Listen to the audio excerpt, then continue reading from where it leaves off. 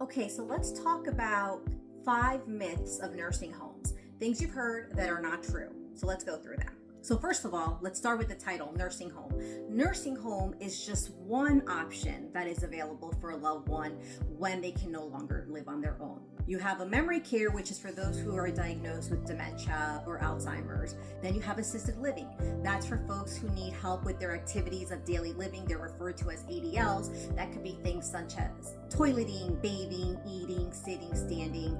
So if they need help with one or two of those, most likely they're going to go to an assisted living facility. Then you have the nursing home. Nursing home is where someone's going to go where they need rehab and medical attention after a hospital stay, or it's someone who needs medical attention like catheterization or 24-hour nursing, and they need that skilled nursing component. Then they would go to a long-term care or a nursing home. For the purpose of this, we're just going to say nursing home, but really I'm referring to assisted living communities or memory care. Nursing homes are too expensive. If you stop and you really do the math, what is it going to cost to pay for 24/7 in-home care for your loved one? Add in a rent or mortgage, add in utilities, add in 3 meals a day and snacks, add in medical supplies, add in your loss of time and wages if you also have to participate in part-time care for your loved one. Okay, all of that. What is the cost of that compared to the expected predictable monthly cost that you're going to get for an assisted living? I am going to say that in the math that I have seen, it is more cost effective to do the assisted living facility, in addition to all the other benefits that your loved one could get. However, let's continue. Everyone in a nursing home is bedridden. Wow. That was probably the biggest shock factor for me, in the sense that when I went into these communities, these assisted living communities, I was just blown away by the vibrancy that I observed. And what I love, the first thing that we see is when you walk in, there's like an activity calendar for the week. Sometimes they have it for the month and then they break it down for the week, and it's like up at the front, it's in the elevators, it's everywhere for them to see the activities of the day, of the month. So in addition to the activities, they have the sign-in sheets where they can sign in for, okay, we're going to do a trip to the mall, we're going to go a trip to these gardens, but we're going to do a trip to ShopRite, we're going to go see a play, whatever activity is built in, or we're going to have someone come in, we're going to have a bingo day. Every day they're watching, they have a theater, so they could be like a movie room. They are in the morning when we normally go, they're doing their morning exercise led by some type of therapy, their in-house therapy specialist. Sometimes it's an outside PT or rehab center that's doing it, but they are engaged. Like from the moment that they wake up to the moment that they go to bed, there is an activity that they could sign up for or participate in. So tell me, where are they going to get that more? Being home with you, where chances are, and let's be real with yourself, they're probably just in their room watching TV, or they're in the living room on the couch watching TV, because you are busy with life. You are busy caregiving for not only them, but for your entire family. You are busy on the phone with the hospital, with the doctors, with the insurance company because they coded something wrong, with the pharmacies getting the medicines, with your children's doctors, with your spouse's doctors, and scheduling life for them, and schools and appointments, and etc., etc., etc. You are busy with life.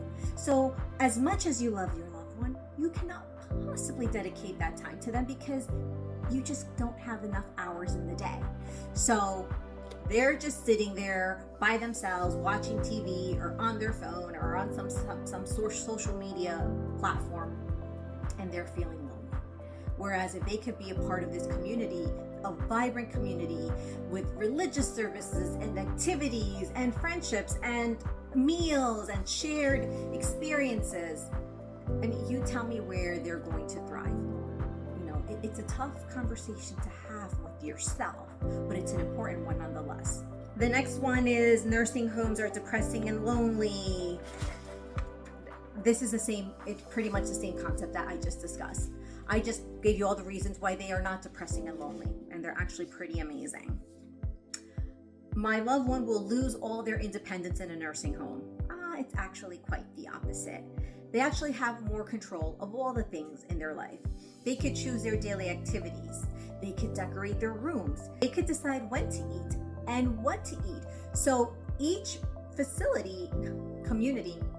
community has restaurant style dining. So you sit down like at a restaurant and for breakfast, lunch, and dinner, and you get a menu and you choose what you want to eat. I mean, it's absolutely amazing. And the food is yummy because I've had it.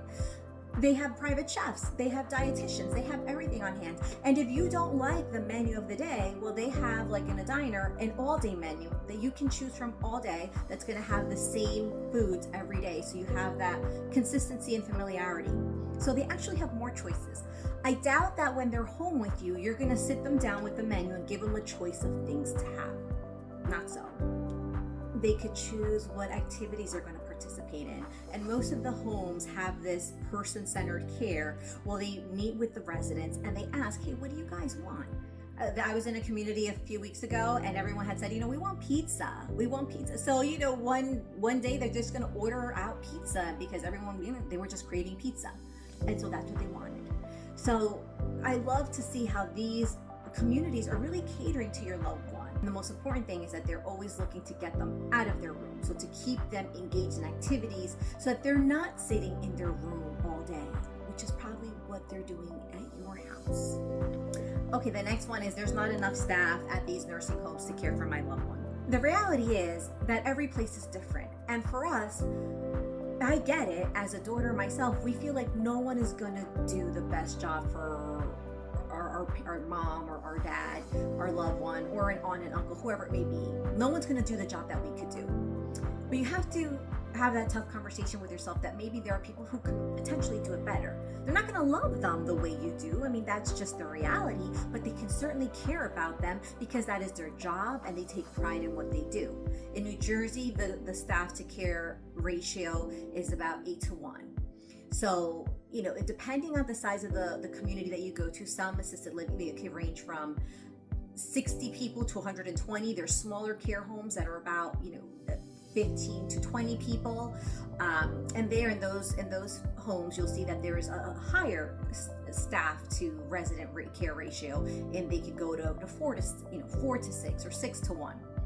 At the larger facilities, you're going to see that the number might be more of an 8-1, but there's always, there's tons of staff and there's tons of people participating in the surveillance and the watching and just caregiving and loving on your loved one. Again, it's really important for you guys to go tour these communities and see it for yourself. And I always say, I have a checklist if anybody wants of things that you should be looking for and asking for.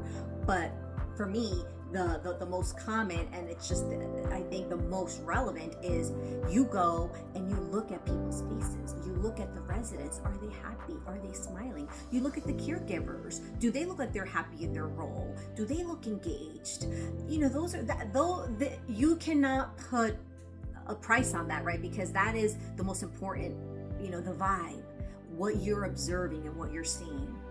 And I love when I can go to community, and sometimes, there will be a resident with us in the elevator and they'll know that we're touring and they'll be like, oh, I love this place. They're so good to us here. Like that, you can't buy that. That's just priceless to get that feedback as a daughter myself, as someone who has had these preconceived negative notions about a nursing home. To hear referred to that way, it was just like, it was an aha moment for me. Like, well, maybe this is something I could consider for my mom one day.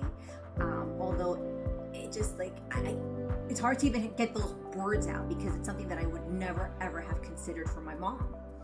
And now when I see how they're just thriving and loving these places, I'm almost feeling a little selfish not to consider them. And even with my in-laws, they have now both since passed, but I think of my mother-in-law because she was so active and social, and we talk about it with my husband. I'm like, oh, she would have really loved this.